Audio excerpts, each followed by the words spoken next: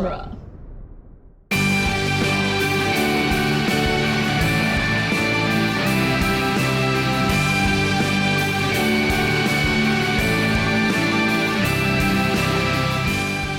Dueling Genre Productions presents Geek by Night, Episode 15, Under the Bridge, Part 3, written by Michael Austin Gulick and Sean Gantwerker.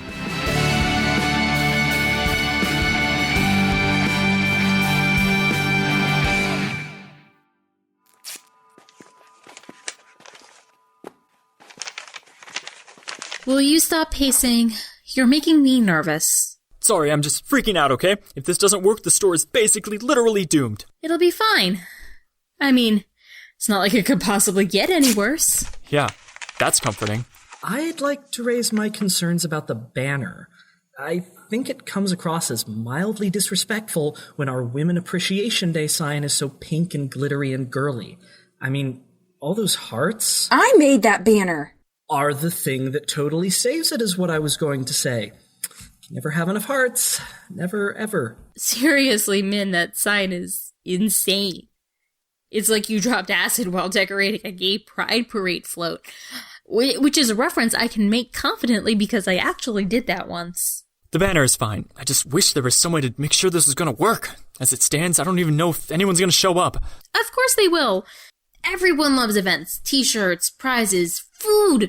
Never underestimate the power of free food. It's true. That's all we ever have to do to get people to show up at our sorority events. Well, there's also the hot sorority girls. Fair point. That's it. Hot sorority girls? No, you and Mindy. You two are like our best employees. And you're girls.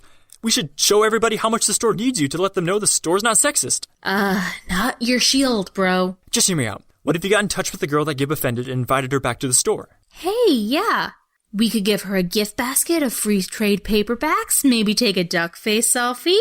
Fight bad social media with good social media. Simple, sweet, and effective. That's assuming she even agrees to show up. Only one way to find out. Gwen, you think you can find her on Twitter?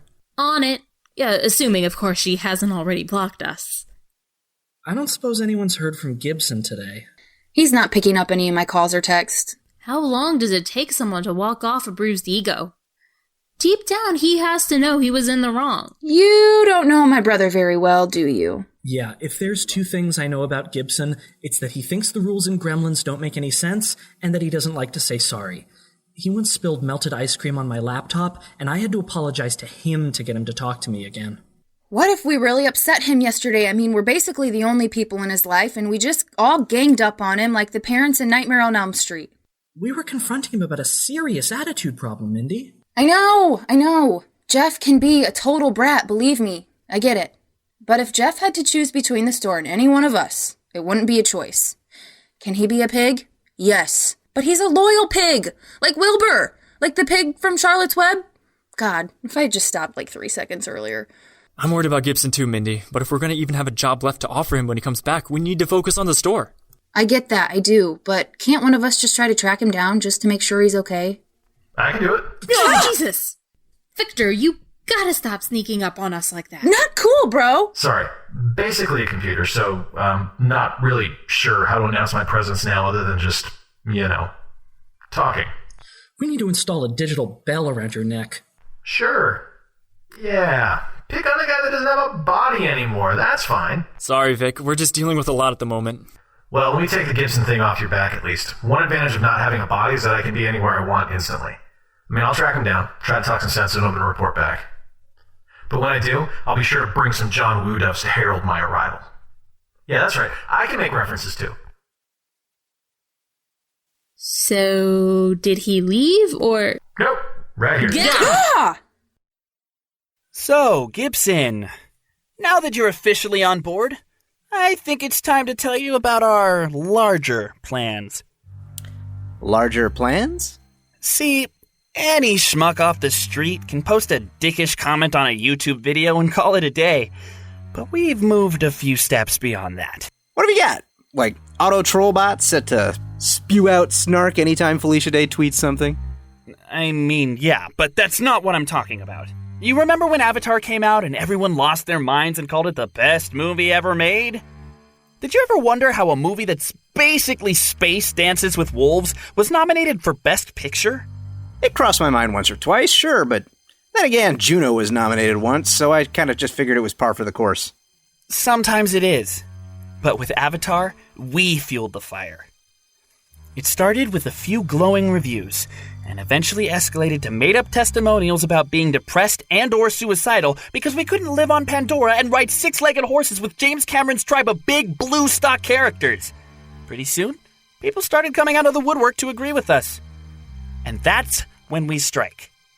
So you trick people into siding with some of you while the others troll them harder? Exactly. Extreme opinions force others to think more critically about their own opinions. And as a result, people are spending less time on BuzzFeed, mindlessly clicking through listicle after listicle, or taking quizzes to tell them which customer from Pawn Stars best represents them. Instead, we give them something to fight for, forcing them to become contributing members of this delicate little ecosystem we call the internet. And that's what the social justice warriors don't get. The internet needs conflict. It needs dissonance. It needs us. People think we're the bad guys, but we're actually the misunderstood good guys, like Batman or Adam Baldwin. So, when you troll people, you're actually attempting to control the tide of the entire internet. Much like Ozymandias before us, we are creating a problem for the world to unite against. But in this case, it's opinions about movies instead of a giant alien squid? You're still thinking too small. Yes, part of what we do is anonymously post about how the Star Wars prequels are unsung masterpieces, just so people feel compelled to defend the original trilogy and remember why they love them so much. But it doesn't end there. We have entire divisions devoted to politics and religion, all for the same reasons. Unification through conflict. Well, if everything you've said is true, I can't help but be pretty impressed by the sheer scale of the whole thing. But, where's it all going? What's the ultimate goal here? Operation Flame War. That sounds ominous. Everything we've done, everything we will do, all of the conflict, all the strife, every bit of it has been meticulously arranged for the moment when it all comes to a head, and people are forced to stand on their convictions and rise up hand in hand with their brothers and sisters, but mostly brothers, and fight for what they believe in the most. Because when the Flame War finally arrives, everyone will be forced to take a... Is that your cell phone? Sorry, yeah, it's from RoboCop. You mind if I take this? I mean, I'm just going over my whole master plan here, but sure, yeah, if you want to be a dick about it. Thanks. Hello? Gibson, what the hell are you doing? Victor, I'm doing whatever the hell I want. Well, your disappearing act is freaking everyone out. You need to come back to the store. You know, I'm getting really tired of being told what I need to do. I don't want to come back, so I'm not going to.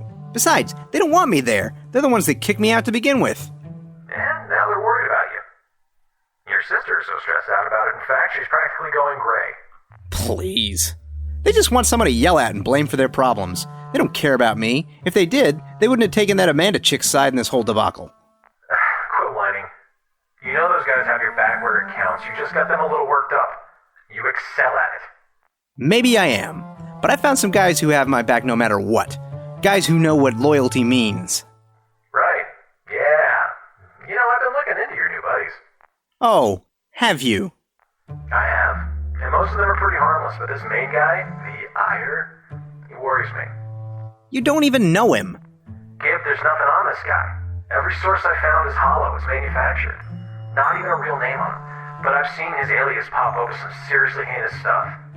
This guy is dangerous, Gibson. You can't trust him. Thanks for the input. Look, I'd be lying if I said I did appreciate you butting in here, but if I were to pretend that I did, would that make you go away? Have you talked to your sister about this? I'm sure she would have something. No offense, but you don't know jack about the family dynamic, and you'd be doing me a real solid if you stopped pretending that you did. You know, I don't have to look out for you. I chose to. Can you still choose stuff? Did Lorelei give you a new system update? You know what, forget this. You're a grown-ass man. Pick your own battles in life. But if Lorelei finds out you're still playing hooky, there will be consequences. What's she gonna do? Throw money at me? Well, she can't have you flown to an island where no country is legally allowed to land on and leave you there. Is that... Are you being... That's not true, is it? Keep digging around meeting your friends and find out. Gibson, you finished with your phone call? Yeah, sorry. Did you want to finish? Something's come up. An IRL mission. IRL? I thought the advocates only did internet stuff. There's more to us than just the internet, Gibson. Much more. Like what? You're about to find out.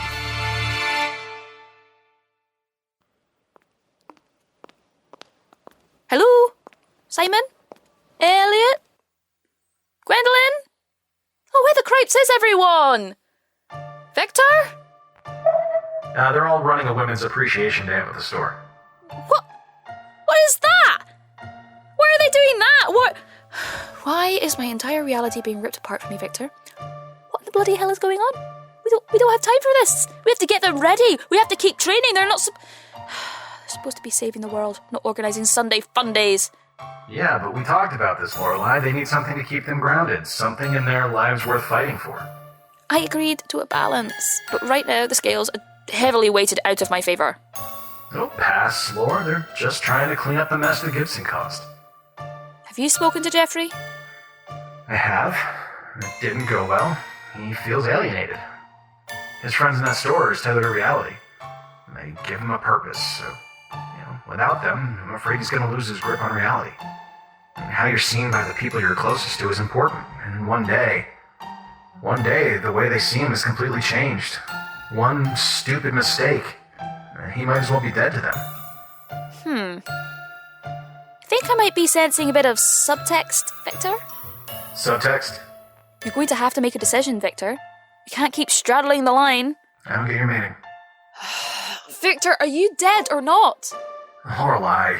You need to make a decision. I know, but I'm afraid of making the wrong one. Then maybe you should ask yourself whether you're comfortable with them seeing you as you are now, or if you'd just rather they remember you as the man you were.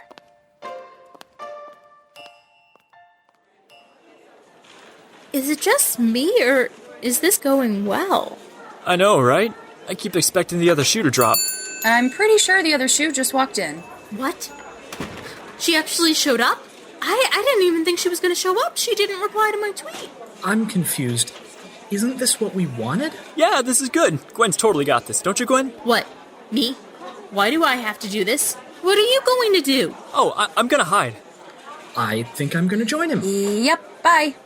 Hey, get back here. Don't you dare run off and leave me with Amanda. Hey.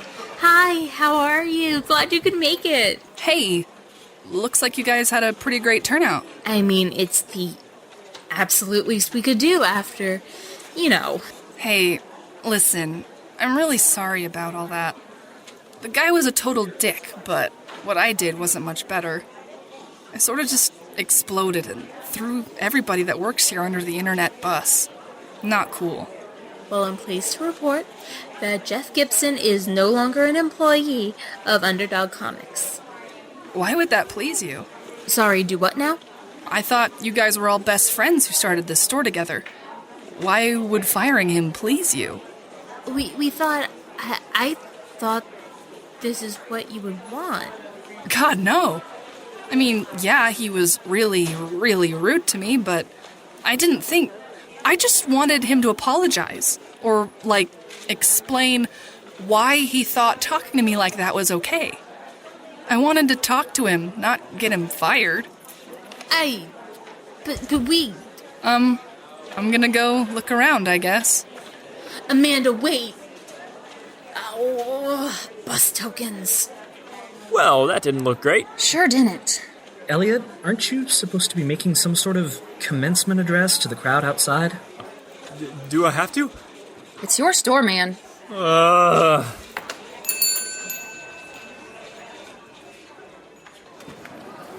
you finished yet, Billy? The lanky one is coming outside to make his speech.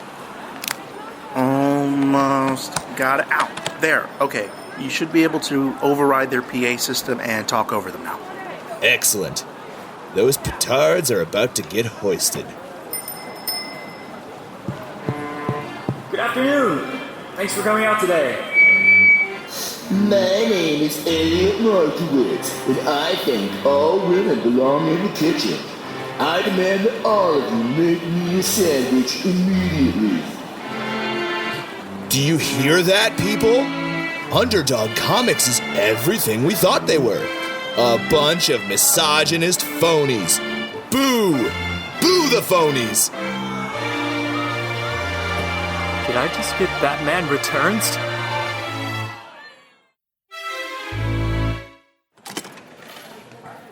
What is all this? What's going on? We're about to take our operation to the next level. What? Now? Gibson, destiny rarely calls on us at a moment of our choosing. Destiny? You mean? Yes. The Great Flame War is about to begin, and you're going to be at ground zero. Me? You see, Gibson, words are only so useful for poking the fire. I want to light a fire so big, the whole internet will be talking about it until their fingers bleed. But it isn't just about them. This is about you. This is your moment of rebirth. A phoenix rising from the ashes. Your baptism by fire. And a final test of loyalty because, well, quite frankly, I don't know you that well and I have some pretty severe trust issues. What do I have to do? We're gonna blow up Underdog Comics. And you're gonna be the one to flip the switch. Do what with the what now?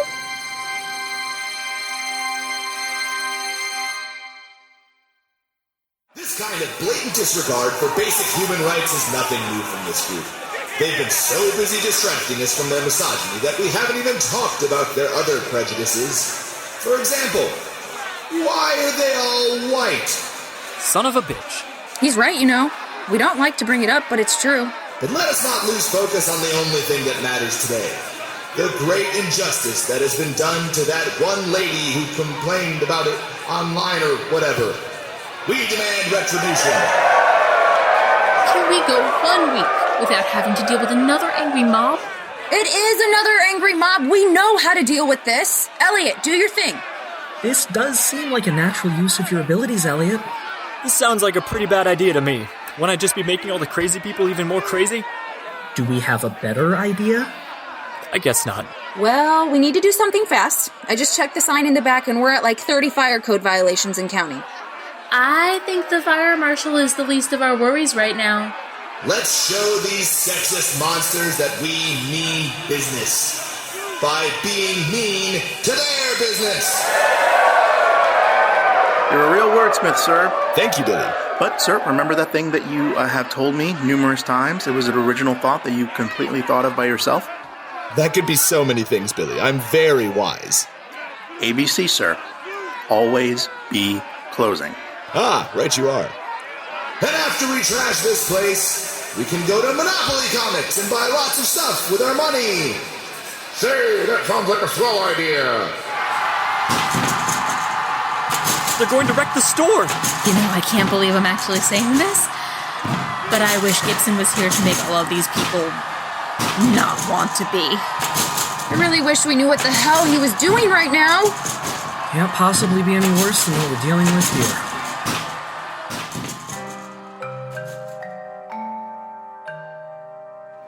Are you completely insane? I'm not going to blow up my store. Chastising people online is one thing, but what you're talking about is something else.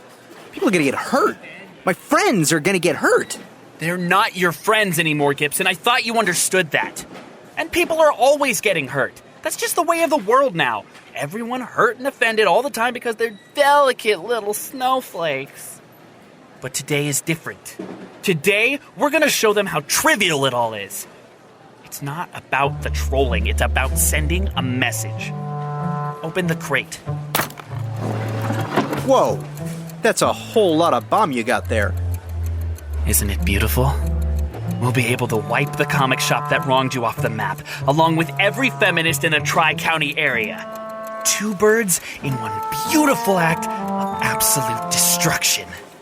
And then the ire will rise. You're goddamn right.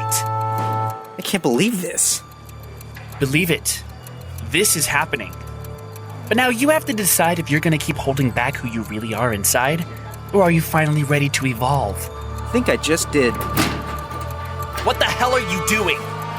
figuring out which wire goes where. Oh, this one feels important. Sorry, buddy, but your bonfire's been canceled. Oh, I'm so disappointed, Gibson. You had such potential. I guess it's a good thing this was just a test.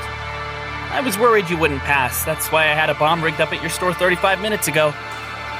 Like I said, trust issues. Oh, damn it all to hell. You did remember to rig up the bomb, right? Yes, sir. Just like you asked. Oh, thank Christ. That would have been embarrassing.